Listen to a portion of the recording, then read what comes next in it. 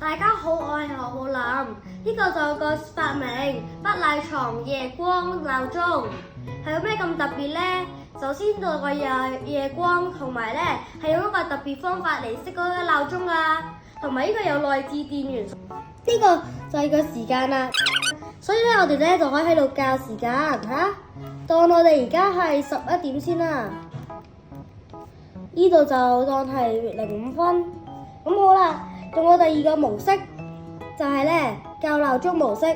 剔就真係校咗鬧鐘，而家就係凌晨嘅鬧鐘，但係交叉就未校，咁我就校咗去做，例如校去向上下呢，就係時同時間，然之後呢向下就係減1個鐘，向左同向右就係關於分鐘。今日鬧鐘就好容易就熄。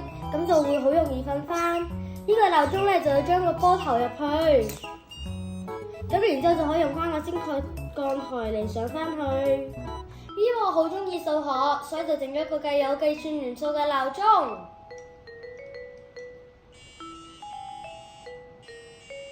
7乘8等於57。錯。如果啱嘅話咧，就要射籃；如果錯嘅話，就好似我頭先咁樣大聲嗌錯。